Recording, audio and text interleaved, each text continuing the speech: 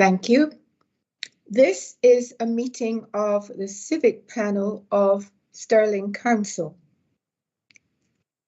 Firstly,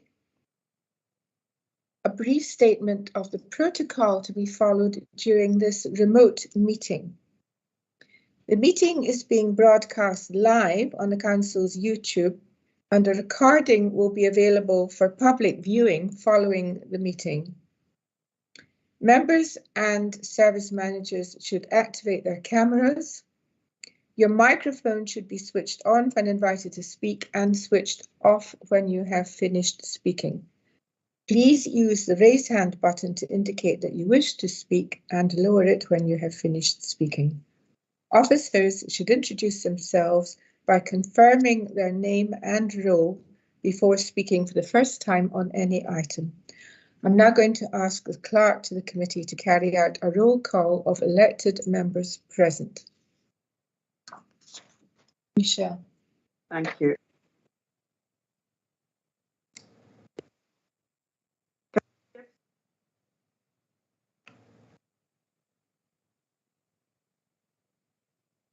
I think the line myself present. Councillor Gibson, thank you.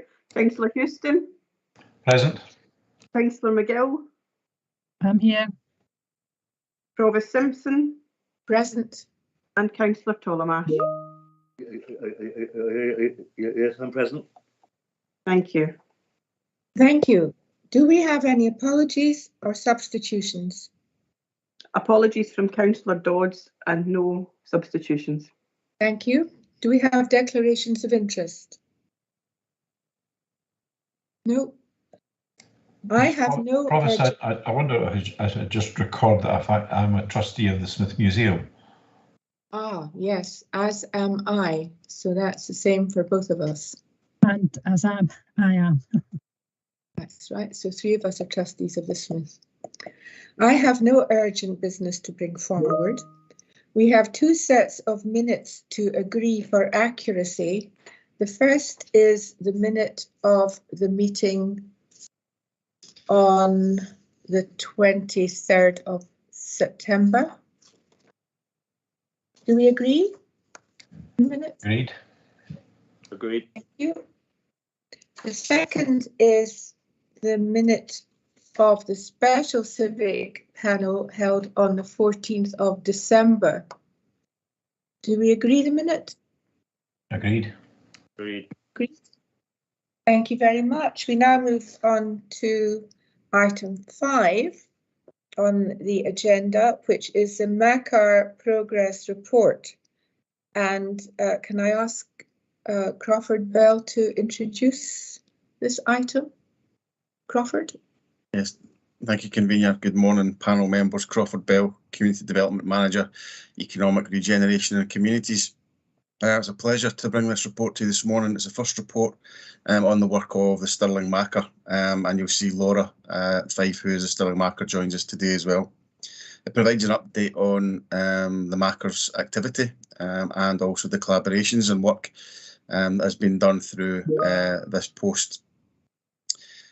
It's worth pointing out and recognising that it's been a difficult period for the Makar, given the restrictions that lockdown and the pandemic has placed upon her. However, you'll see from the appendix that the work has been wide, varied and impressive. As I said, we're joined by Laura, who can add to the report, field any questions and give you greater detail. But you're asked to consider the report and provide comment. Thank you. Thank you very much.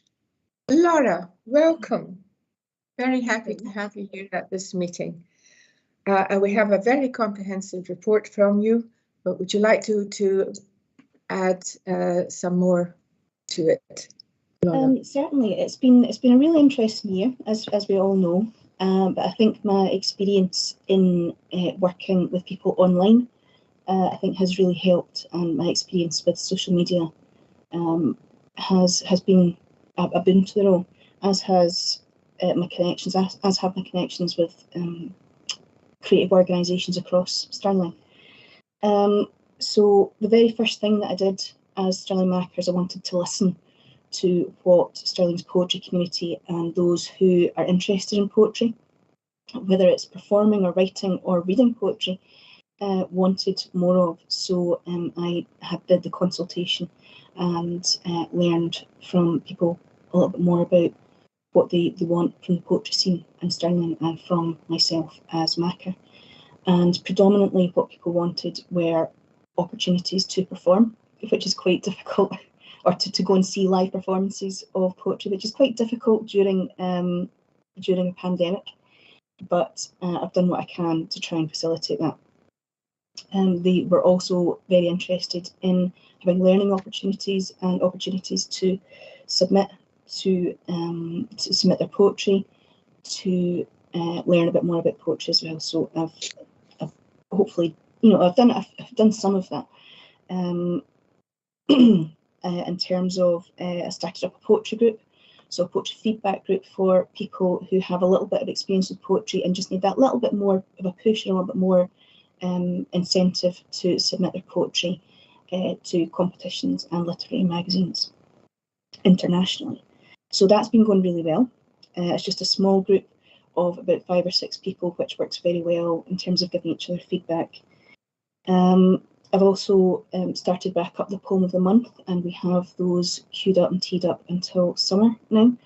I wanted to make that a more open process rather than just in the past. What's happened is the Makar has approached people individually and said, would you like to submit a poem?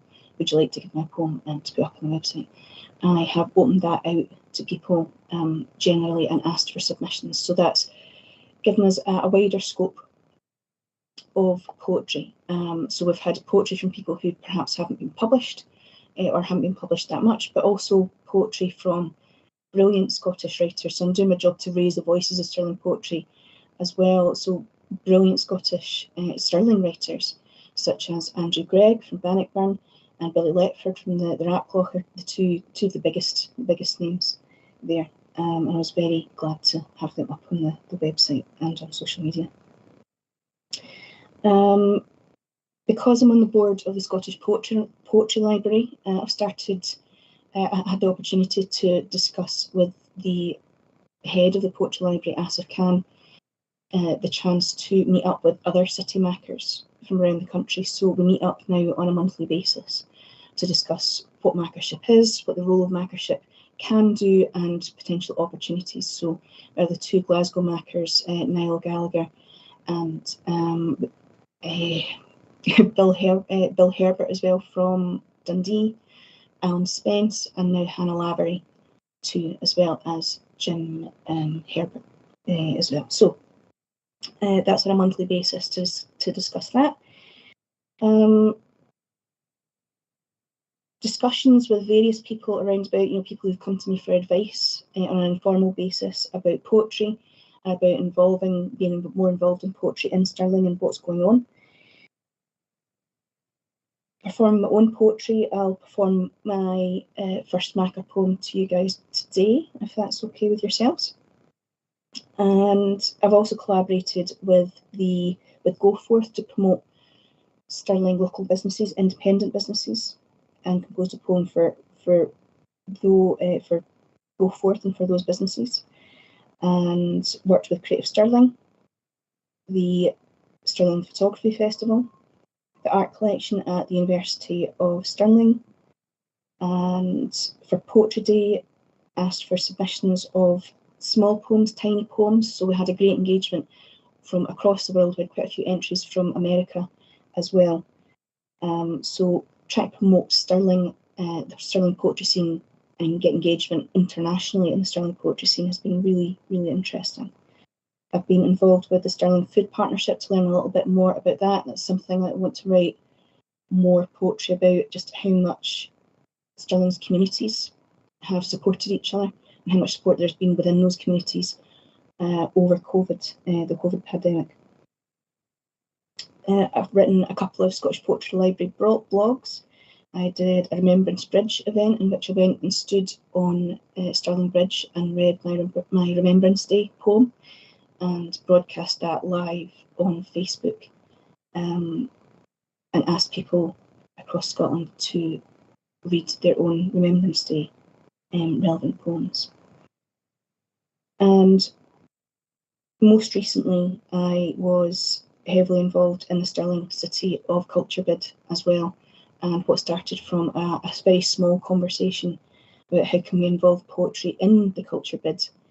By far the easiest thing to do would have been just to write a poem myself, but I said, well, I would like to involve, I want to find out what everybody across Stirling thinks of, what everybody in Stirling loves about culture in Stirling.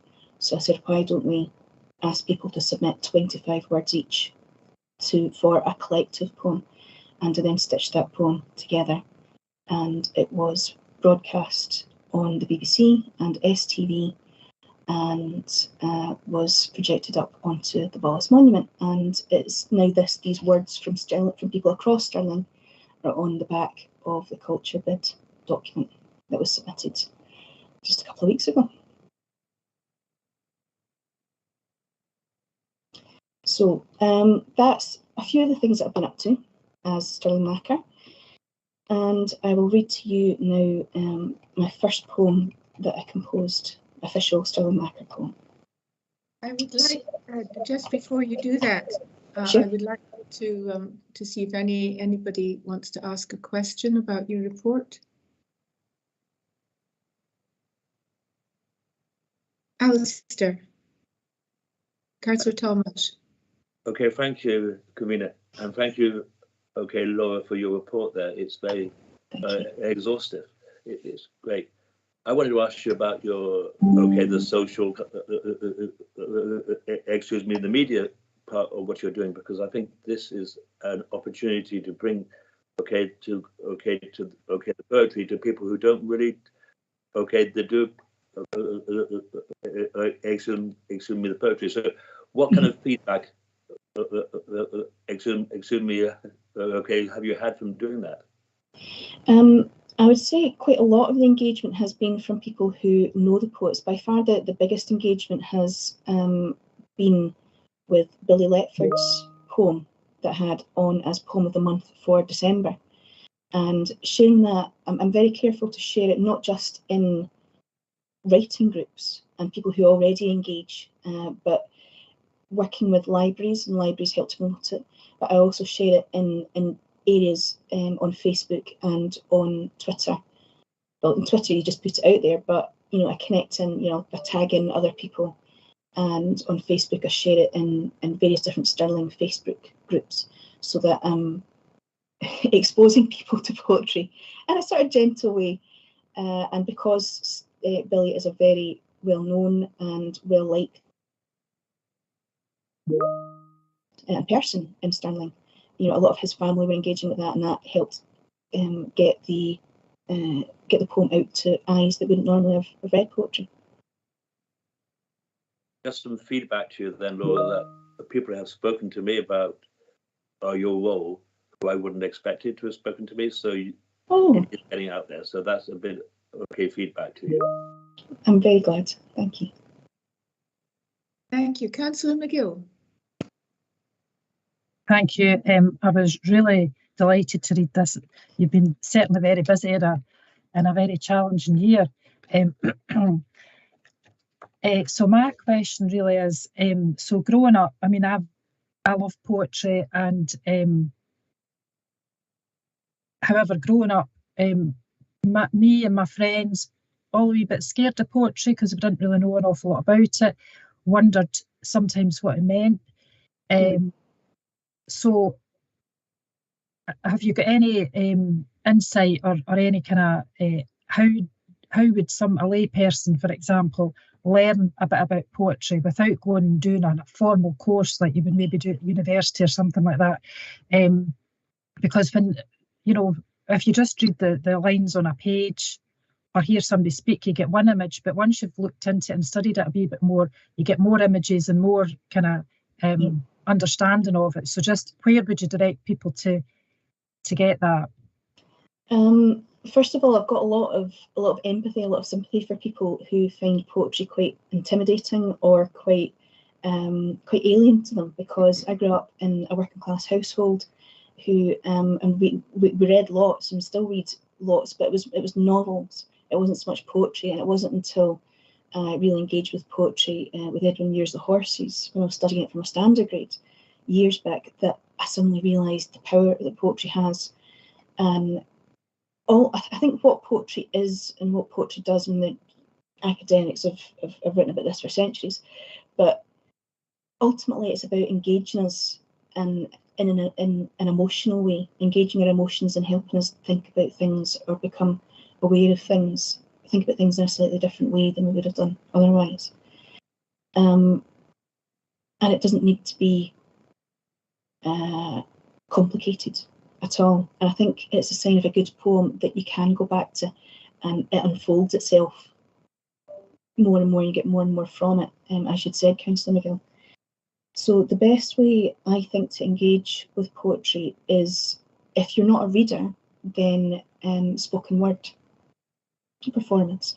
So through music as well, music and poetry and spoken word poetry all have the same, all come from the same place. And when my husband and I got together 20 years ago, I remember him talking about Bruce Springsteen lyrics and how much he loved Bruce Springsteen lyrics. And oh God, he went on about Bruce Springsteen and Neil Young forever. Well, that's poetry, you know. Leonard Cohen famously wrote as Buddhist and wrote poetry as well as music, and his lyrics are poetry.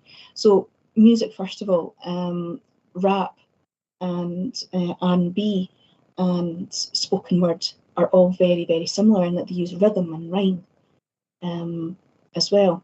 So that's one way. And reading poetry, by quite often at school we'll maybe read poetry like Robert Burns, or we'll read poetry by people who are, you know, centuries ago wrote these poems, and they're still relevant to us now, but they do sometimes feel quite alien and we can't really get into them. So I think reading modern poetry by poets who use really accessible language and simple language to get across wonderful, deep, illuminating things. And Billy Letford is one of my favourite poets for that. So we've got Billy Letford, we've got so many brilliant Scottish writers. Norman McCaig, who's used quite a lot in schools as well.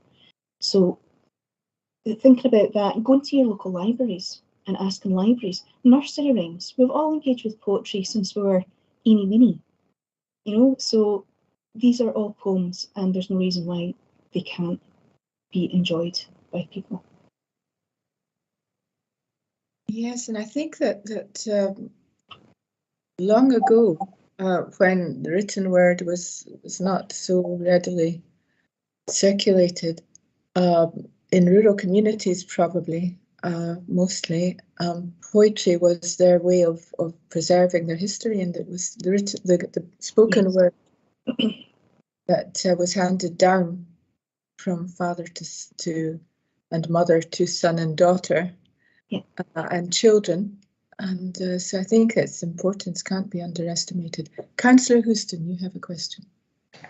Thanks, Provost. Laura, thanks for the report. I mean, it really makes great reading, and just the variety that's gone into it, and in particular, as Susan said, in such challenging circumstances. So, you know, to take that international aspect of it as well, and bring in that kind of the business community, and now bring up the into the cultural bit as well. So I can read from it what you've done, what you've put into it.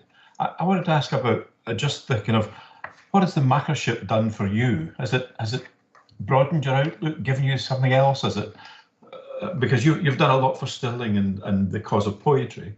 Mm-hmm. Have you got anything yourself from it? Very much so. I think it's raised my game when it comes to poetry. I've never been one for sending my poetry. I think because I live such a busy life, generally I've got a 7-year-old, and I've got lots of different plates that I spin. I've never been one for really sending my poems out to publications or performing my poetry that much. So knowing that I'm going to be in the public eye, I've polished my poetry up more, and I'm sending my poetry out more often. I'm studying poetry because as a teacher, I know that the best way of learning something is by teaching it.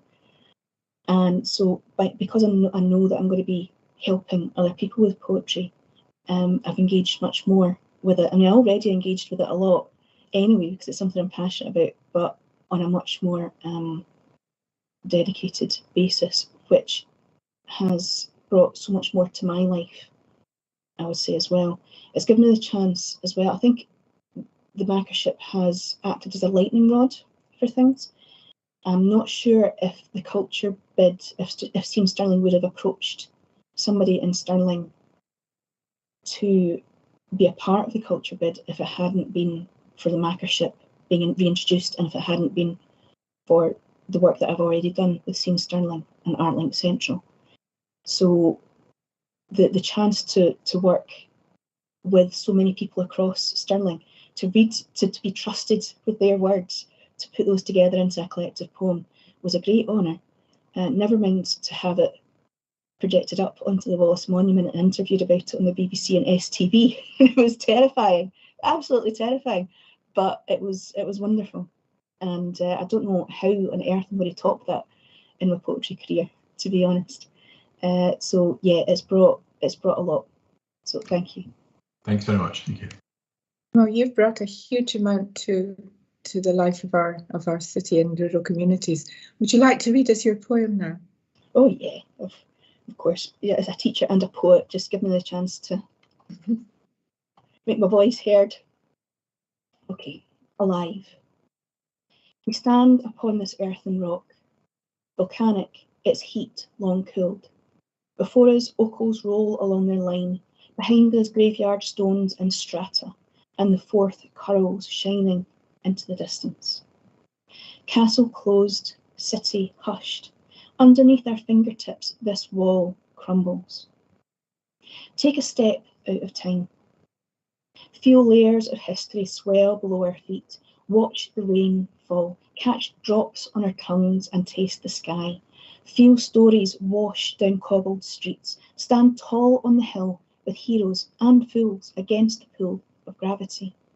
Open and stretch to the furthest reaches of that horizon and return with nothing but the memory of notes playing the breath of a crowd the memory of notes playing the breath of a crowd vibrating like the skin of a drum. Feel what thrums beneath the silence between. It tells us we are one. It tells us we are alive. That is very beautiful. I would like a copy of that if that could be emailed out to us, because I want to read it and I want to think about it. Now that I've performed it to all of you, I'll put it up on the website and I'll send it out. So thank you. It's very kind. Thank you very much, and thank you for all the work that you've done and you are continuing to do. And as I said, you have greatly enriched the lives and I would say the reputation of Stirling. So thank you for that. It's very kind. And thank you for coming along and reading us your poem. Thank you. Thank you very much, everybody. Bye-bye. Bye.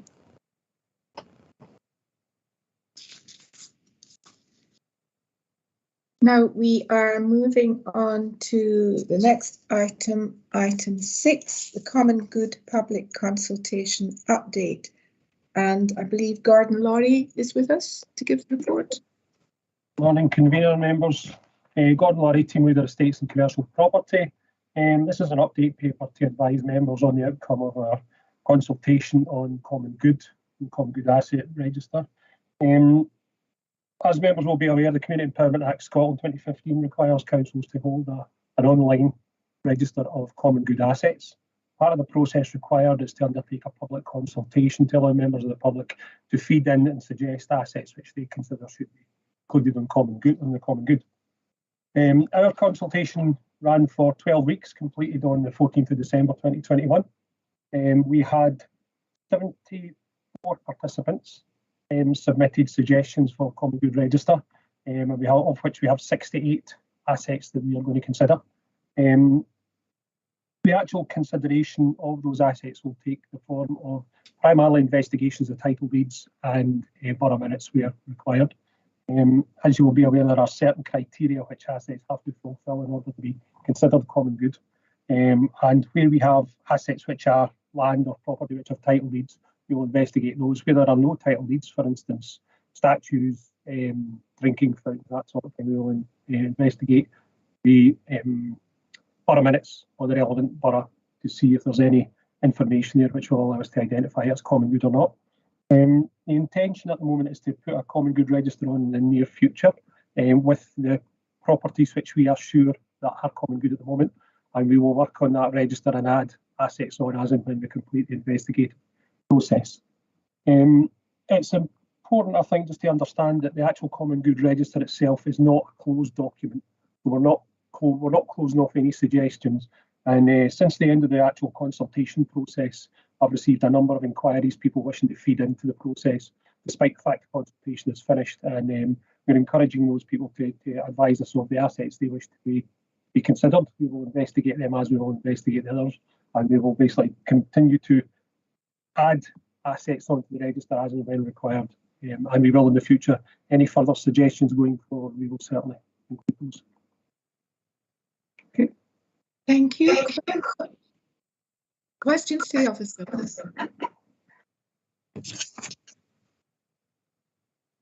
No. Councillor Houston. Yeah, thank you. Gordon, what's the process thereafter when you publish the list of the assets as they are, and then the ones listed in Appendix 2? Is that I think I saw there was a timetable, isn't there? Do you expect then when you publish Appendix 2 with the suggestions from the public that have come in for other assets that should be considered, will the research be done by then? I think it said in the paper by April. You hope to have that completed. What will that look like? Will you simply then look at those lists, see if there's anything in the records where you can justify them, and then say yes, this is a public asset or it's not a public asset? Yeah. I think first of all it's important to state that this is obviously additional to our normal workload. So while we hope to certainly get to the point of April, May, completing the investigation, it will be very difficult probably for us to do that in addition to our existing workload. Some of the suggestions are to a certain extent very easy to answer. We had a couple of suggestions about Doon Castle and Stirling Castle, for instance, which, because they don't belong to us, they're not very good. The criteria include things such as the asset has to have been acquired by one of the borough councils before May the 1st, 1975. They have to have been gifted to the relevant borough. They can't have been acquired for statutory purposes. So certainly a lot of them should be able to clear up very quickly as to whether they are or are not common good assets. Things like the drinking fountains in Calendar and Doon, for instance, might be a bit more difficult because we'll need to investigate the borough minutes. But once those assets are added onto the register, they will be on there in the future. And because they are common good assets, they have special protection in terms of being able to be disposed of. So the whole point is for transparency and clarity, so that members of the public can see what the common good assets are within the relevant borough. Okay. And could I also ask, it says in the paper in consideration 2.1 that this panel, the Civic Panel, has no responsibility to confirm the assets to be held in the common good register. Who does confirm that they're on the common good register? I have to say, first of all, just to say that 2.1 was in an earlier draft and that was not in the paper that was discussed at pre-agenda. Just to clarify that, first of all, that was removed before pre-agenda. As I say, we did consult with legal services, and what we were informed was that there was no remit for Civic Panel. I think my understanding is that if it is common good, then it's common good, and it's not for me or anybody else to say it's not common good. But perhaps Graham may be better placed than me to comment on. Yes, Graham, I see you have your hand up. Would you like to comment on that, Graham Forrester? Thank you, Provost. Graham Forrester, Lead Solicitor for Governance. Yes, in the first instance, I suppose, an apology. The paper which has been presented does contain the line that the Deputy Convener referred to, paragraph 2.1, and I think it's an issue which is put forward in terms, which are maybe a bit unfortunate. At the moment, the panel isn't being asked to do anything other than to note the content of the register as put forward, to note the content of the report. As Gordon set out, the process for identifying common good property is quite technical. It's legal technical. It's probably a question of fact rather than a determination to be made as to what should be contained within the register. The purpose behind the register is to ensure that there is public knowledge of the factual circumstances. My understanding, I wasn't directly involved, my understanding is that the way that line is written came for quite a bit of discussion about the way in which it's set out. The Civic Panel, in terms of the Council scheme of delegation, has responsibility for overseeing management and administration of each of the common good funds within the area. The Civic Panel does have a role in the management and the administration of those funds, and therefore has a role in dealing with the way in which assets which are on the register are managed. I think I'll go back. Apologies for the paper that's been presented here. It was not intended to have that specific line in. I wouldn't want it to give the impression that the panel is restricted in its business, or the officers' view is that the panel don't have a role to play here. At the moment, the report is put forward to set out the position in terms of the consultation, and the panel are asked to note that position as it stands, with the actions at paragraph 2.8 set out as future actions. So I don't know if that clarifies the position in technical terms as to the context of the register, but I hope sets out the position which would have been intended to be presented to the panel today. Yes, and I don't have any problem with the paragraph as it's set out. I mean, it's quite factual. I was more concerned about that. I understand the process, and if there's a clear legal document that a property or building was gifted, etc., and done all that, and you can show title, and it's been transferred, then it's clear. But there'll be much there's whereabouts there's dubiety, but the council still has kind of control or responsibility for it.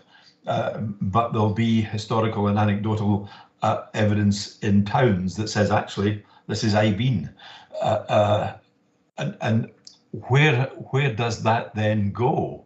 Because it's then sitting as an asset in Stirling Council. There is no clear line of title or any kind of documentation to say it was gifted to the town or the village, etc., by a benevolent landowner or whatever, and it should be a common good asset. The main reason being, of course, that if it's a piece of land, for instance, and somebody wants to build on it, then the realisation of that asset should go to a common good in the village or town that it pertains to.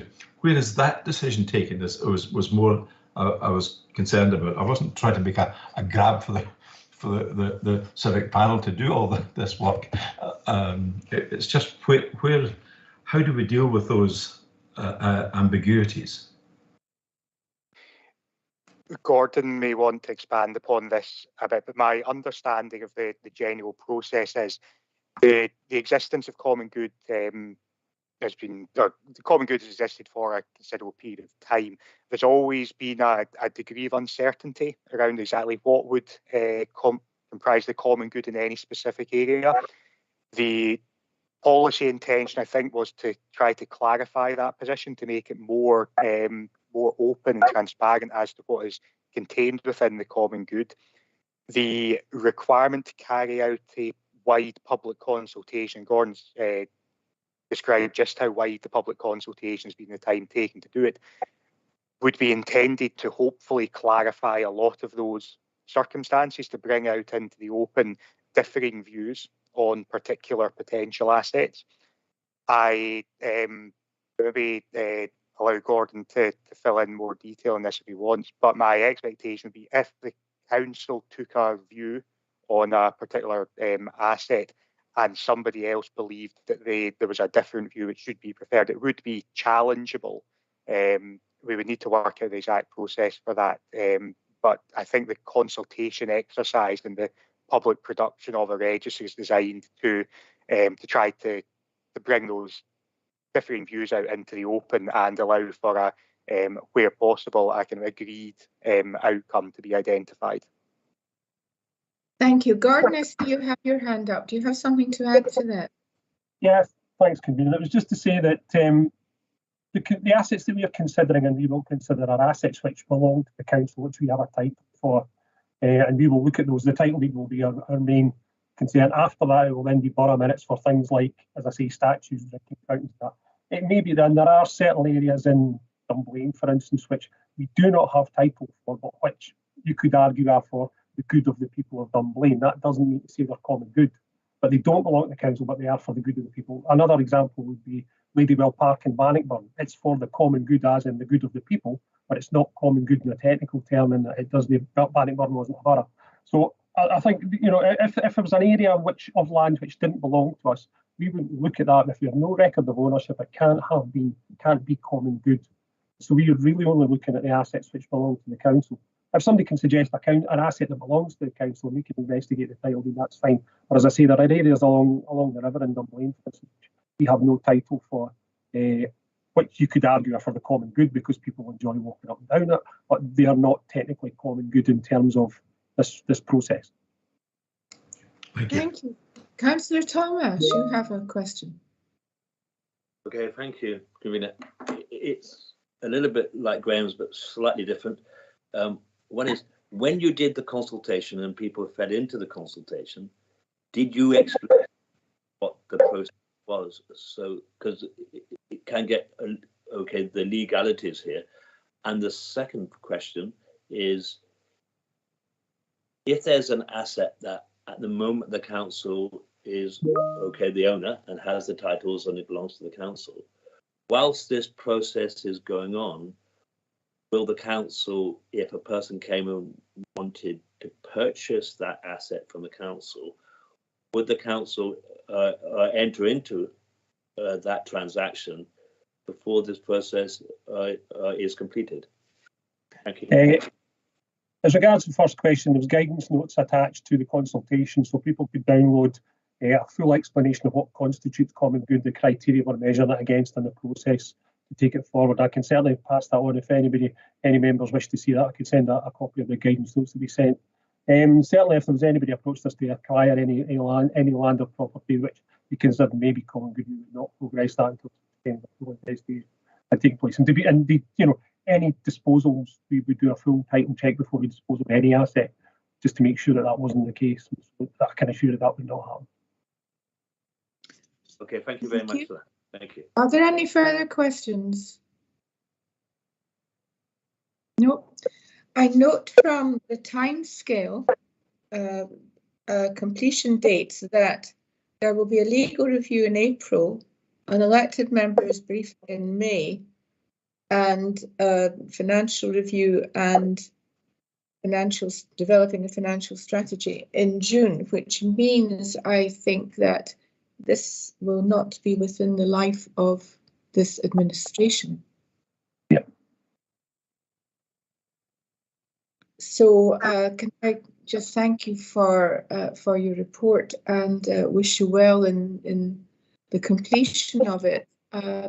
I think it will take a tremendous amount of work to track down all of these different title deeds. And we are quite lucky. We do have very good records for our title deeds. So we're very clear what deeds relate to each property, thanks to previous generations of officers. So I'm just inheriting their good work. Excellent. Well, thank you very much indeed. Okay, thank you. We were asked to note the content of your report, which we duly have done. So moving on to the next item, it's the Smith Art Gallery and Museum funding. And I believe we have Brian Dixon here to give us that report. Brian? Hi, Brian Dixon, accounting within Accounting Services. This report is to ask you whether approve the continuation of the funding to the Smith Art Gallery. So since 2007, we've made an annual contribution to the Smith Art Gallery and Museum from the Stirling Common Good Fund. This has been approved on a 3-year rolling basis.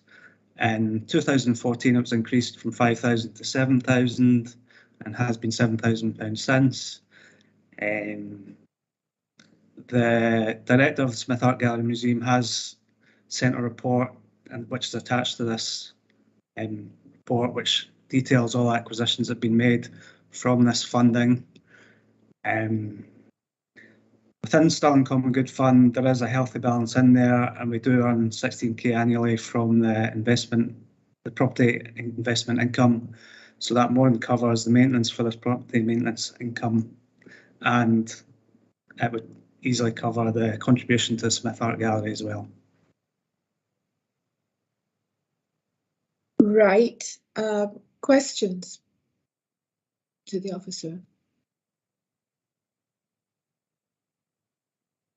No. The appendix. Provost, there's a couple of Christine. questions, Councillor Councillor Colnash and Yeah. Yes, it's actually, so it's not actually a question, it's a question to you, convener, because 3 of the panel members have registered an interest in this. Would it be right for those members to express an opinion on this? It's just a procedural question. So Michelle, can you give us some guidance here?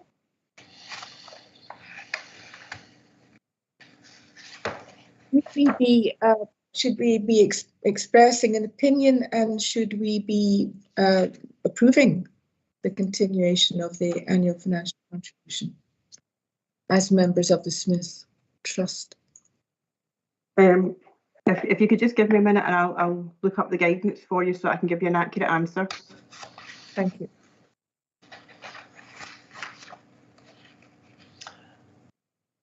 Provost, while we're waiting, could I ask Brian, this 7,000, that's part of the limit of up to 10,000, isn't it?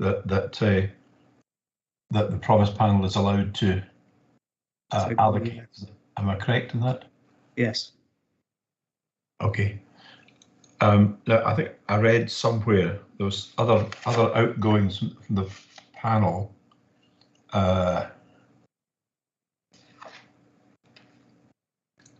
Do we spend the 10,000? That's the question. What happens to the other 3,000? Well, I suppose the 10,000 limits for each sort of grant application. Right, I see. Common good funds, so you could approve 10,000 for multiple projects, I suppose. Right, I see. So when it says delegated authority to oversee the management and administration of the Stirling Borough Common Good Fund on behalf of the council up to a limit of £10,000. So that's per application. I believe so, yeah. Right, okay, I understand. Right. Why then are you recommending maintaining £7,000 for the next 3 years? I mean, it's always good for any organisation to know it's got funding 3 years in advance. I wish the council had that benefit of knowing what it was getting 3 years in advance. But you know, 7,000. We've got a new curator museum. They've got existing plans, as I understand it. Is there any reason for saying it should stay at 7,000 when it's been at 7,000 since I think it's 2007, I think 2014? I don't think there is a good reason. It's just historically that was what was paid, so that's the amount. Right. I'm just thinking of the kind of the inflationary pressures that have been on over that period of time. That it probably buys you less as time goes on. Yes, I suppose because of COVID and the change of directors to the Smith Art Gallery as well, there hasn't been a lot of consultation with the director about this funding. So it's just whether we need to have more of a review with her and the people of Smith to see if this is a fair amount, really. Okay. If we decide that today for 3 years, can it be revisited by, as I said, there's a new council formed in May of next year. No doubt there'll be new members on the Civic Panel. Does it tie the council in to say that we have to do this for 3 3 years, if they could revisit it and, well, I suppose if they could revisit it and put it up or down, I guess. Sorry, I'm unaware of the process for that. Right. It's need to be Democratic Services, I think. Okay. That's another one.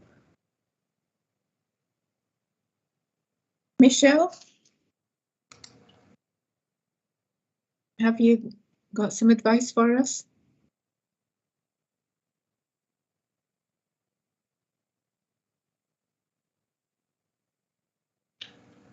Does Michelle know she's on mute? No, she doesn't. She's sitting chatting away to herself. Sorry about that. Right. So the issue here is that the council have appointed the members as trustees of the Smith Art Gallery or the Smith Art Museum. So the matter is for the individual to decide whether they wish to remove themselves, given the fact. But this is a continuing award. It's been given every 3 years. So it really falls to the members, but you have been appointed by the council as a trustee. Yes, but the duties of the trustee are to the trust predominantly. Councillor Danny, Councillor Gibson, you've got your hand up. Thanks, Provost. If it was helpful, it was a curious question. I've just got a wee look here at the advice for councillors on the Standards Commission Scotland's website, and there is a 3-page briefing there, or advice note for councillors, and one of the sections on how to declare interests, section 4 says wording to use where your interest arises from membership of an outside body. 4.1, being a member of an outside body you've been appointed or nominated to by the council as its representative does not constitute a connection which might lead to you having to declare an interest unless 1, the matter being considered by your council is quasi-judicial or regulatory, which this isn't, or 2, you have a personal conflict by reason of your actions, your connections, or legal obligations. And I don't think that would necessarily be the case for the 3 of you in that case either, but obviously you have to make your own decisions as individual councillors. And if you were to class it as a declarable interest, you would be required to leave the meeting, just so that you do know that as well. So there is a specific section that does make clear that it's not doesn't require you to declare it unless those 2 conditions are met. I hope that's helpful. That is helpful. Thank you. Graham Forrester, can you come in here? Do you have anything to add? Yes, thank you, Provost. No, I think the situation's been well described. Generally, in terms of the responsibility to declare interest, that's as set out in the Council's Code of Conduct. It is a question of an objective test of the relationship between the decisions being made and the position that's held. Councillor Gibson has helpfully pointed to the guidance which is provided by the advice note provided by the Standards Commission, which does specifically deal with the question of where an interest may arise when membership of an outside body is what is up for discussion. And yes, that does provide a mechanism, as Michelle refers to, for the council having appointed members onto the board of the Smith Gallery is a formal arrangement made by the council. That does create a slightly different set of circumstances to the general responsibility to declare an interest, and as Councillor Gibson has highlighted, the connection is relevant here. The connection, as set out, relates to being a quasi-judicial or regulatory function. That's not relevant in this circumstance, or where you have a personal conflict by reason of your actions, your connections, or legal obligations. Now, that I think is separating the personal link you may have with the organisation from the formal appointment by the council onto the Smith Gallery board.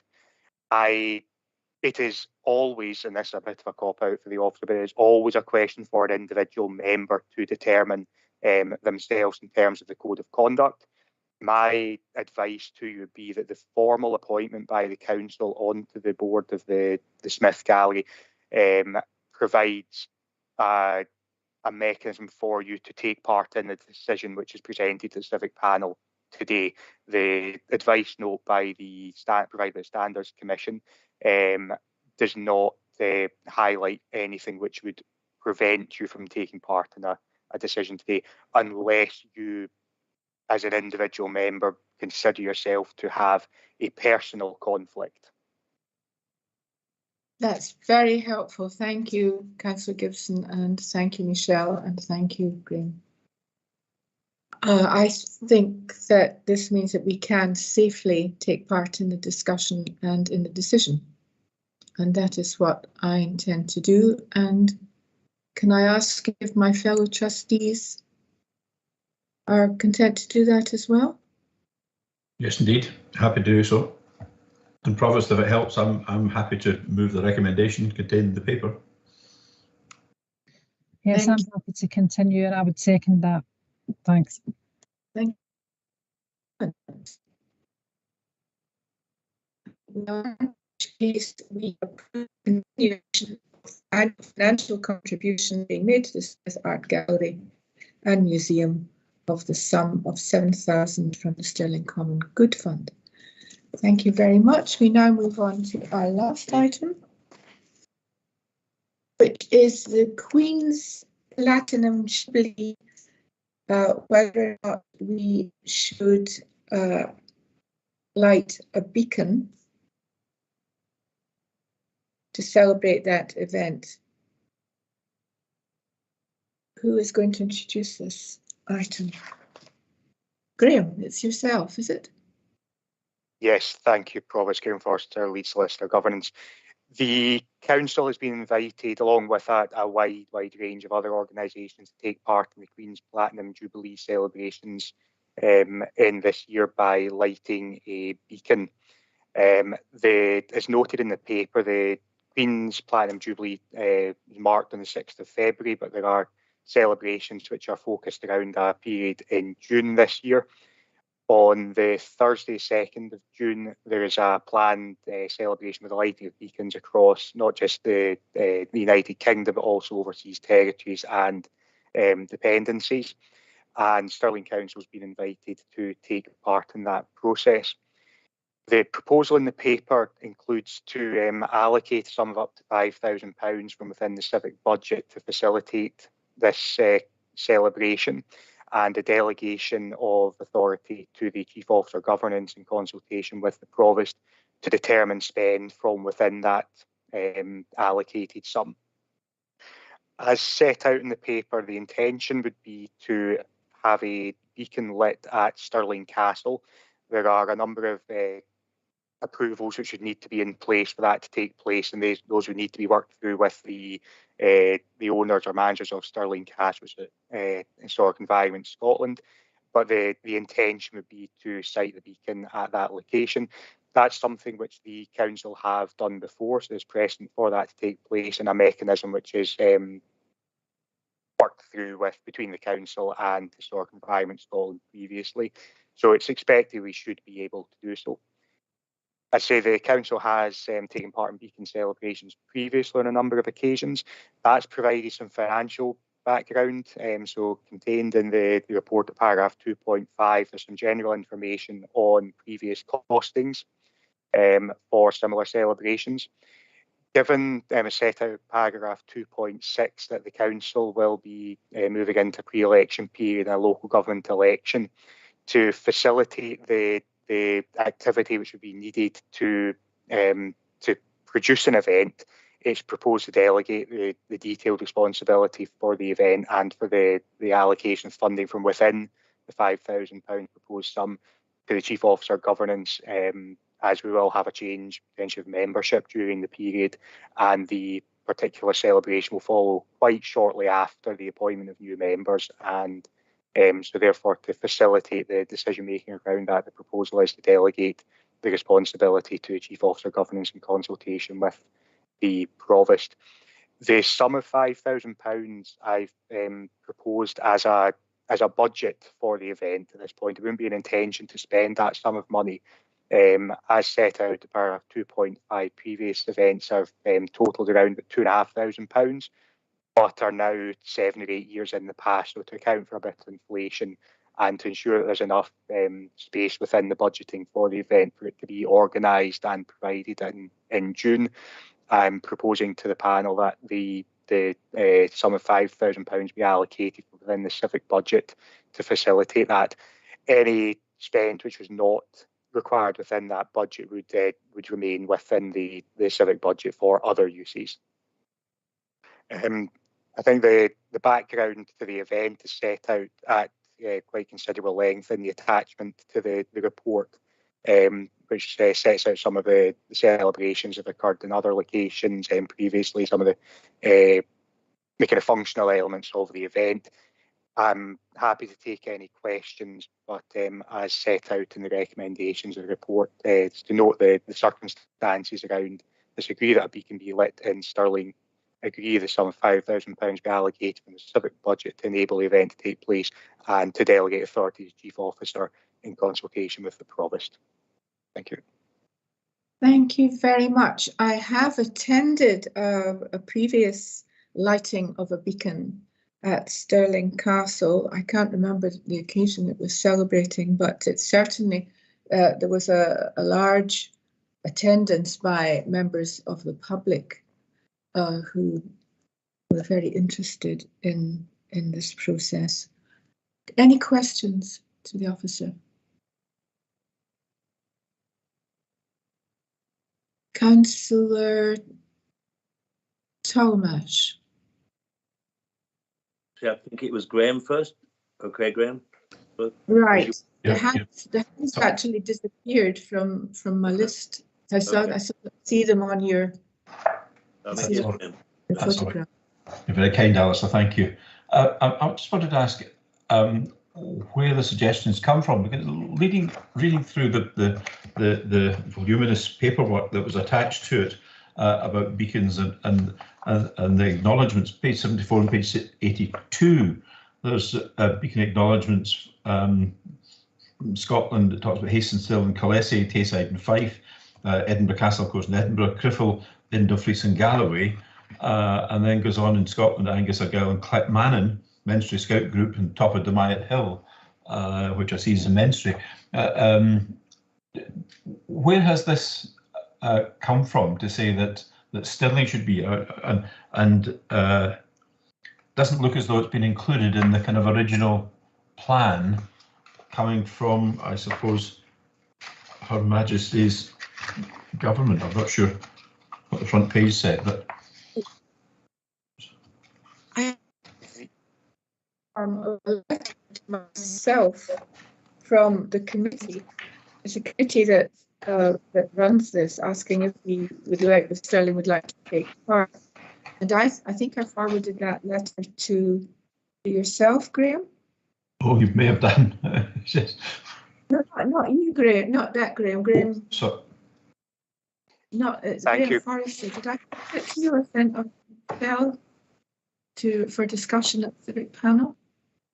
Well, certainly I've received a copy of the letter, and equally have received equivalent copies in previous years in other roles which I've held as well. The lighting of the beacons is organised by, and I will get the terminology incorrect, I'm sure, the pageant master is the formal title of the individual who spearheads this particular event.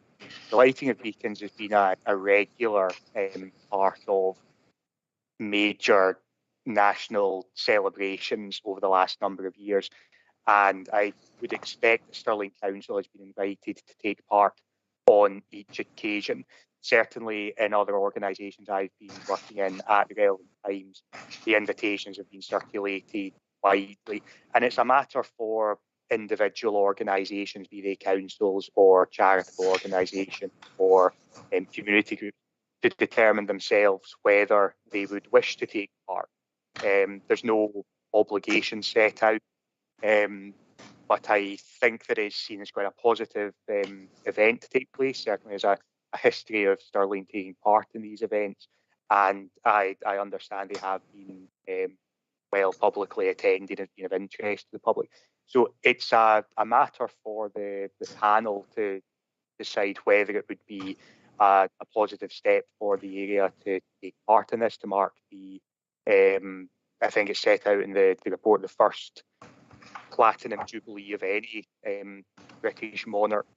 So that's recommendation, I think, is to agree to take part in the process. So that's a matter which is presented to panel for a decision. I hope that answers the question. Is that the question, Graham? No, not really, because in this introduction, Appendix 1, your guide to taking part, it talks about a warm welcome to all our fellow celebrators, which is fine, and it details some people in various places in Edinburgh and the borders and Clackmannanshire, etc., and who's going to do what, which is fine. That's great. So, did our invitation come in too late for us to say yes and be included in the brochure, or has this been something that's gone on much earlier, and we're coming in as an afterthought? Is every council going to do this, or is it because of the iconic nature and position of Stirling and Castle, etc., that we should be doing it? I don't recall the date of the letter, Graham. No, the date by which the pageant master and the national organisers have asked for confirmation is by, I think it, don't have the date to hand, but we have a number of months yet to make a formal decision as to whether we would want to take part in the event. The publicity around the event is probably picking up those who have already confirmed their involvement. I think there's reference within that to it being updated, or at least to being recognition of those who have already confirmed their involvement in the event. The document does set out that the list of those who are supporting the event will be updated as further organisations join. I don't know whether other Scottish local authorities will or have taken a decision on whether to take part in the event. It will be a matter for each individual authority and within their own structures internally for how they would make such a decision. But within the Stirling Council arrangements, the Civic Panel are the relevant body to make a decision whether to take part in this, which is a civic event. Michelle, I see you have your hand up. Do you have something to add? It was just to say that they're looking for responses before the 1st of June this year if local authorities are willing to take part in lighting of the beacons. So there's, but obviously this is the last civic panel before the local government elections. Yeah. To get a decision. Councillor Thomas. Thank you. A little bit what Graham was saying, in 2002 there was a beacon up at Demyat. So I was slightly involved in that, trying to transport the wood up there, which is not easy at all. But that appeared to then be a Clackmannanshire Stirling event. And that was organised by people selling it in that. Actually, the Demyat thing, you light the beacon and the wind comes along and it's out extremely quickly. So I think Stirling, the castle, will be a better venue. Yes, well, certainly the beacon lighting that I attended at Stirling Castle attracted a very large number of people who wanted to take part in it.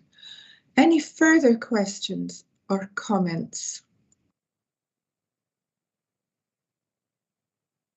I don't see any hands up. Oh, Councillor Gibson. Just if it's helpful to answer Councillor Houston's question. From what I've been able to discern via Google and a quick search on Google, there is actually a website called queensjubileebeacons.com, and it seems to tell you all about the thing, and it does mention this pageant master, Bruno Peake, who's responsible for this, so it kind of gives you some notion of who the kind of organisers are or where it's emanated from, if that's helpful. But that's just, as I say, from a quick Google. I don't know what the letter is or where the invitation is. I think your question was who's invited us to take part.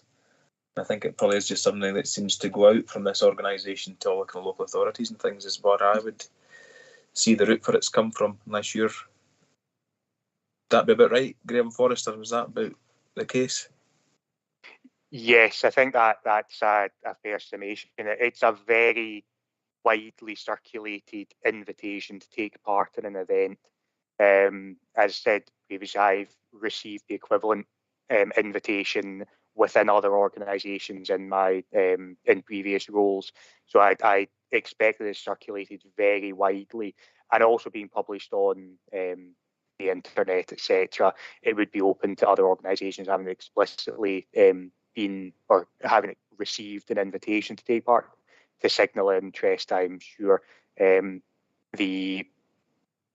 invitation is sent out, and then it's for individual organisations to determine whether to take part or not, and that's the stage that we're at the moment. Thank you very much. Councillor Gibson, you've still got your hand up. Thank you. Put it back down. Thank you. Any further questions or comments? No, I don't see any.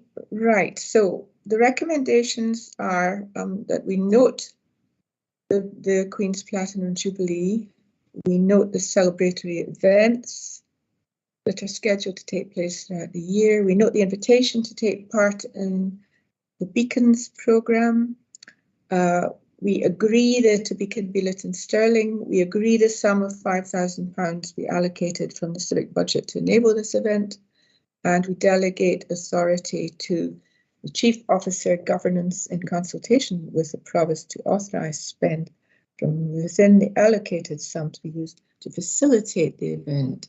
Councillor McGill.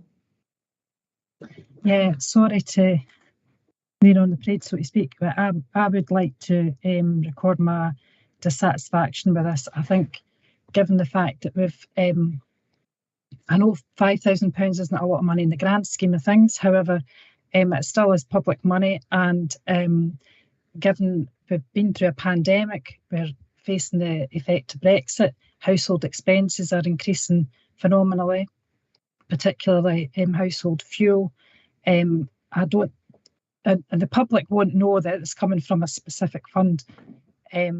So I would think we shouldn't go ahead with this on that basis. Right, thank you. Any further views? Shall we put this to a vote?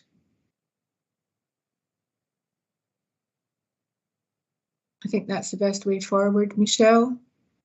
Can we take a vote on this? Has Councillor McGill got a seconder for her refusal?